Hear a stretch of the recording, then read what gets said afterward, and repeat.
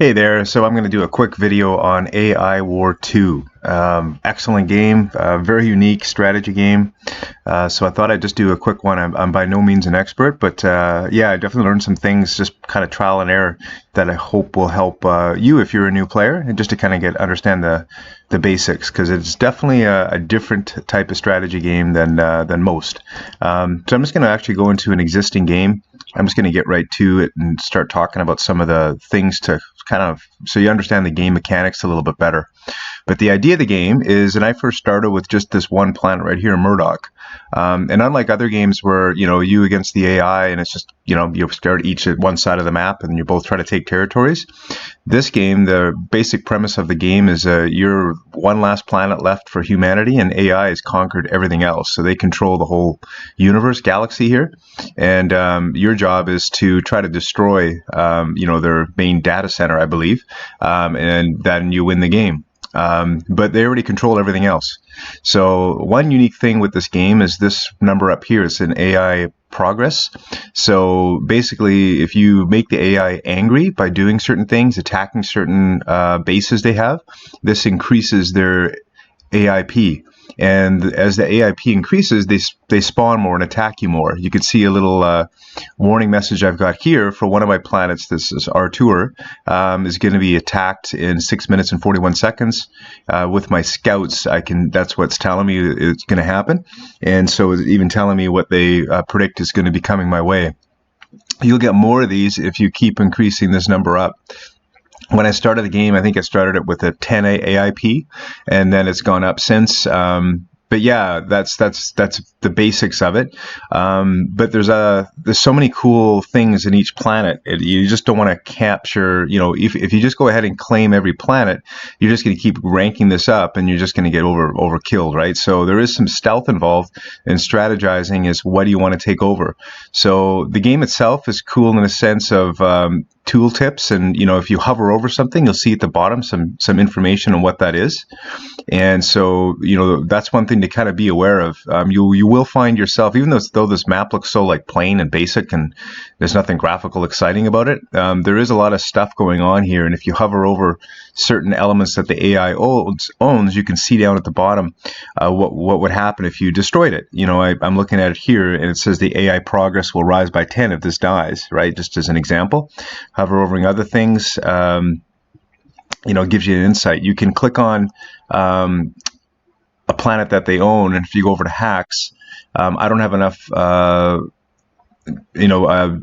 hacking points to do something here. Well, there we go. There's one. I can watch a planet. So this is the game's way of kind of when you send out scouts. And traditionally in other games, you send a ship out, you manually click it and you send it somewhere, or a unit, and it scouts out. It does it differently here. It's much more streamlined. You just click watch planet. It's going to cost you 10 of these hacking points. And what it's doing, it's basically sending out spy nanites and will snoop on that planet. So that's one way of kind of figuring out what planet has, and then hovering over it will give you information on it.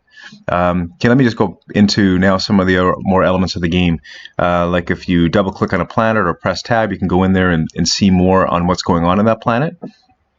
And I'm not going to get into what all these different things are or do. That's something you can kind of do on your own. I'm just going to talk more about like, hey, how do you build ships? And there are some cool strategy elements on building ships. You can't just spawn a whole bunch without, some sort of limit. And because remember, you're just the whole premise, the narrative, even though it's basic and it's not really pushed too much in the game itself, but you're kind of left alone as just one planet. So you don't have a lot of resources here. So one of the things you look for in a strategy map is some of these transport flagships.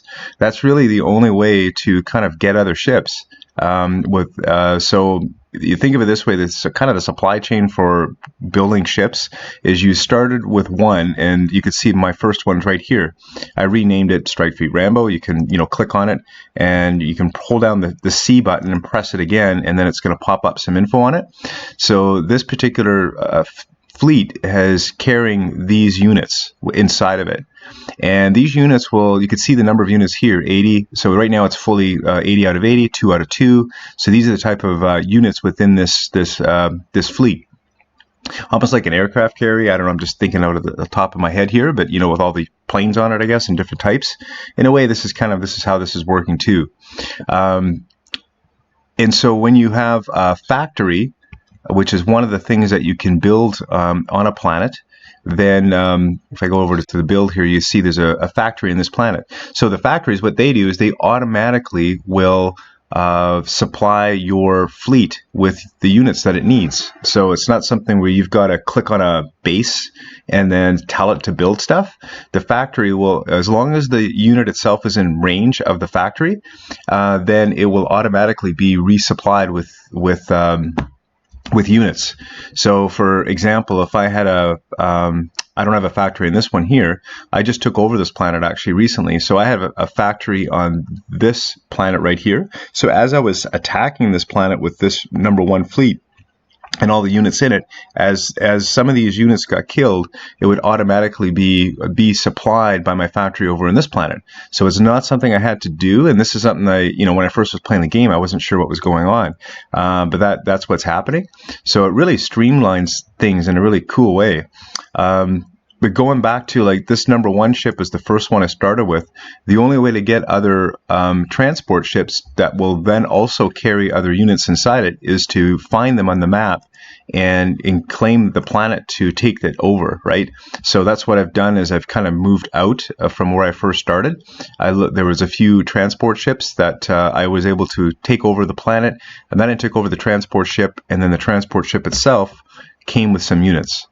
So, this is part of the strategy as far as when you first look at your map, you want to kind of see some things as far as like, okay, what do I want to go after first, right? What do I need? Also, going back into, realizing okay, what like this planet here, I skipped over. I didn't claim it because when you claim a planet, then this number goes up. So I bypassed that to get something valuable over here. Which is this particular, it's called a major data center in this case, right? I might as well explain what this one is because I came across this the first time playing this game, but by taking this over, it actually reduced the AIP. At one point, my AIP was up at over 90, and then it reduced it by 80. And then it's climbed back up because I've done some other things. But that's a unique element in the game, or a unique enemy infrastructure that it actually brought this number down. That's the first time I'd seen that. So, hence I, would love to see more of those around the map and try to conquer it to keep this number down. What I've noticed is when you get up to 60, I believe, then the spawning starts to increase. When you get up to over 100, it increases even more. So, and then, I haven't beat this game yet. I doubt I will this game either. But it is fun and it's very challenging at the same time. What you can also do is swap between transports.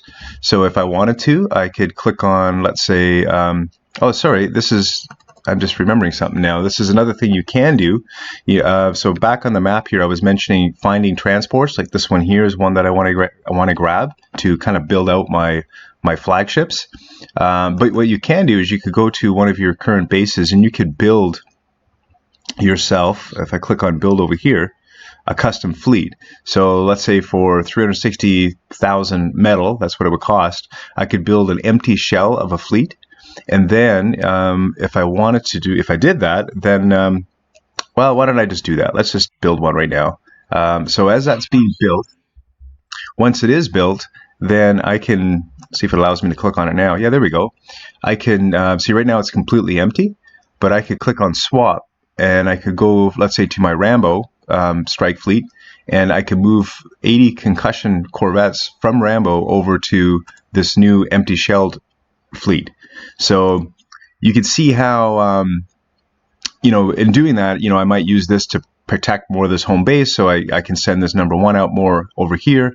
But there's a limit. You can't just spawn hundreds of units automatically. There's a method to it, which makes it really cool because that's the strategy element of the game, right? There's limited resources everywhere, including your units and how to use them. Whereby if you grabbed a transport ship, then it's going to increase my number of units that I have, right? Because it's just comes with units as well. Yeah, so that's basically what I wanted to kind of cover more in this game. as far as just some of the mechanics and how things are working. There's so much more, obviously, but these are some of the elements that I found really helpful. Now that I understand the game and the elements I just discussed, it's making the game even more fun. So I hope this helps, and I'll probably do a few more of these videos as I learn more about the game and how things work. Thanks.